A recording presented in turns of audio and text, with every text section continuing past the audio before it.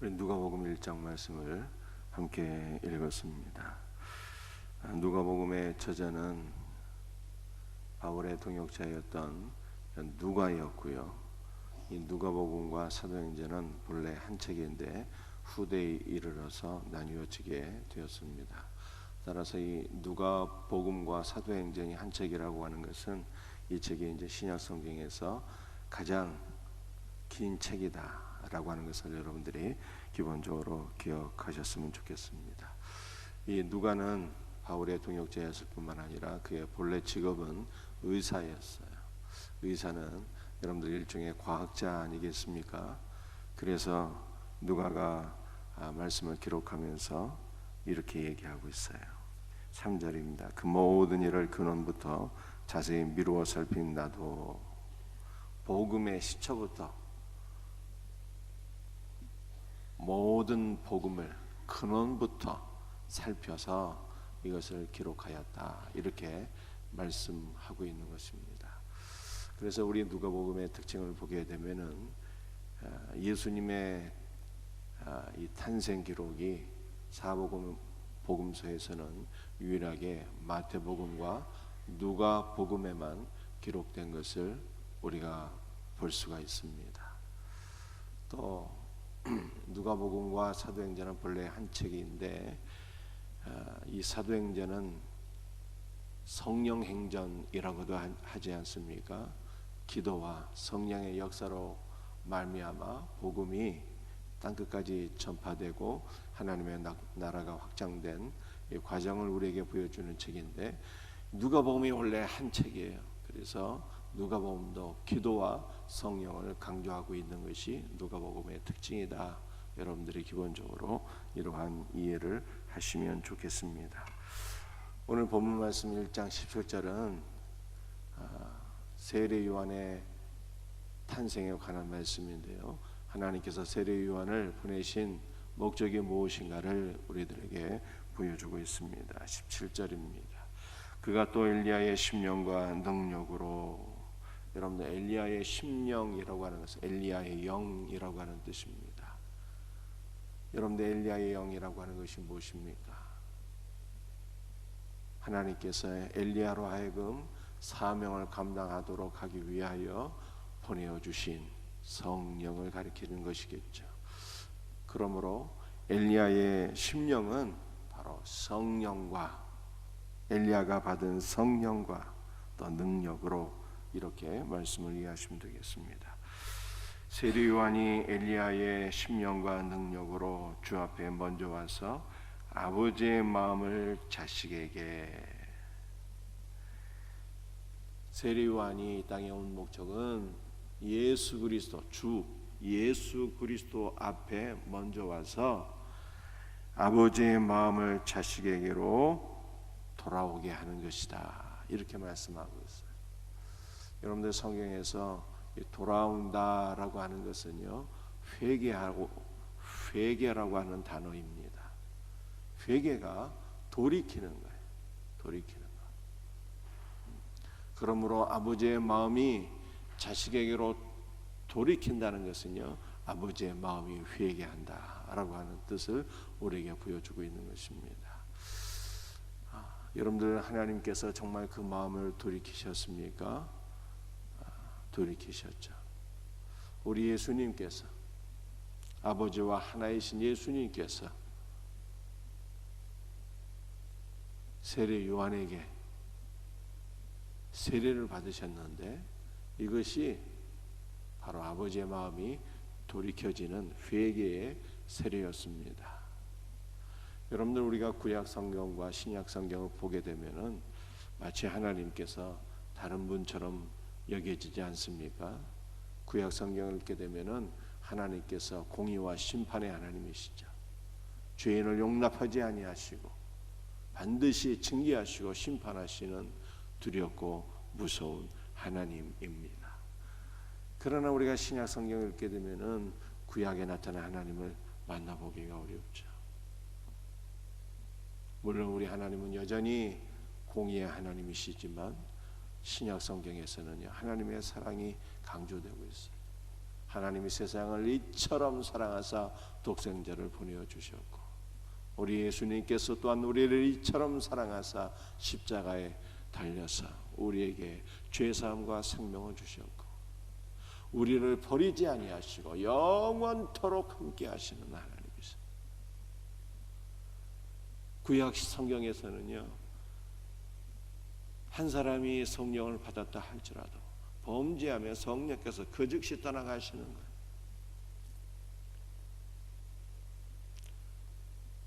사울이 성령을 받았지만 범죄했을 때 성령께서 사울을 버리셨고, 다윗의 경우도 다르지 않았습니다. 그래서 다윗이 범죄하고 난 이후에 하나님께 기도하지 않습니까?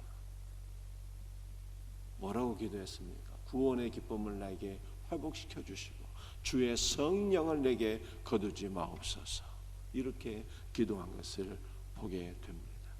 여러분들 구약 시대에는 범죄하면 성령께서 그 즉시 떠나가 버리시는 거예요. 그러나 신약 시대는 그렇지 않습니다.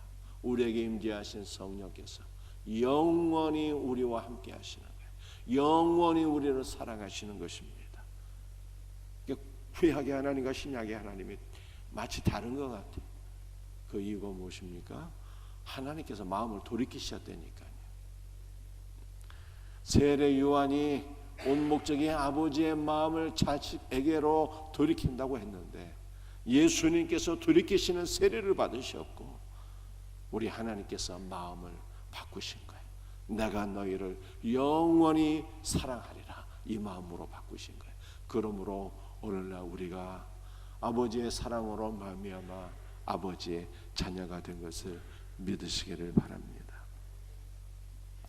거스리는 자를 의인의 슬기에 돌아오게 하고, 거스리는 자, 아버지를 대적하는 자를 의인의 슬기 안으로 돌아오게 한다는 거예요. 여러분들, 의인은 성도를 가리키는 것이고, 성도들의 지식이 무엇입니까? 여러분들 성도의 지식, 저와 여러분은 아버지와 아들을 알고 있는 신령한 지식을 갖고 있는 거예요. 바울은 십자가의 도, 예수 그리스도를 아는 것이 가장 고상한 지식이라고 했어요. 예수 그리스도를 아는 것이 가장 고상한 지식인데, 그 지식 안으로 하나님을 대적하고 거스르는 자들을 돌아오게 하겠다는 거예요. 여러분들, 지식이라고 하는 것은 단순히 아는 지식이 아니라, 지식이라고 하는 것은 무엇입니까? 의인의 슬기는 예수 그리스도를 믿는 성도들이 갖고 있는 고상한 지식을 가리키는 것인데, 그것은 단순히 지적인 것이 아니고 경험적인 삶을 가리키는 거예요.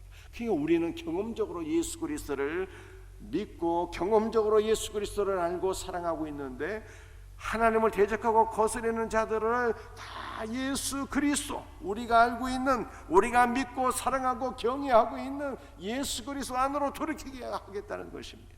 이것이 세례 요한의 역할이에요.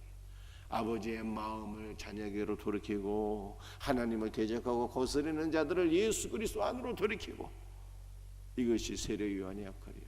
여러분들, 이것이 또한 우리의 사명 되기를 주의 이름으로 축복합니다. 주님 다시 오시는 그날까지 주님을 대적하고 거스르는 자들을 예수 그리스도 안으로 돌이키게 하는 것, 이것이 오늘 저와 여러분들에게 하나님께서 맡겨주신 사명인 것을 믿으시길 바랍니다. 17절 하반절에 이렇게 얘기하고 있어요.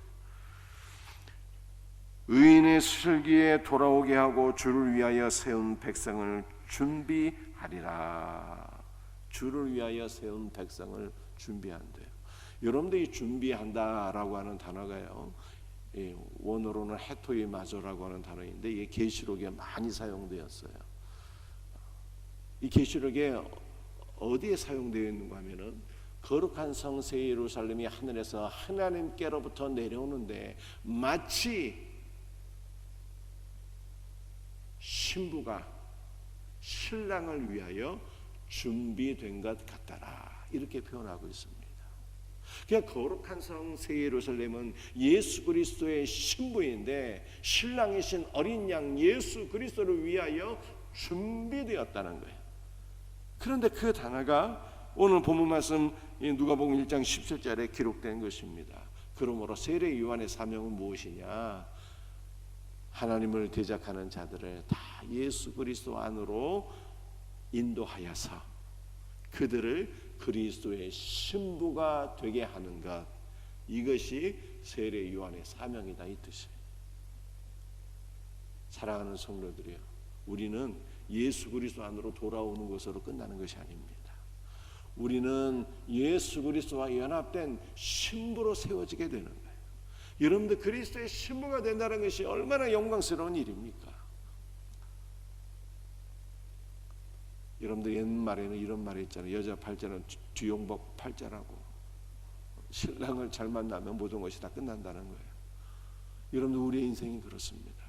우리는 우리의 신랑 되신 예수 그리스도를 만나고 그리스도와 더불어 연합되면 우리의 운명이 다 바뀌어지는 거예요.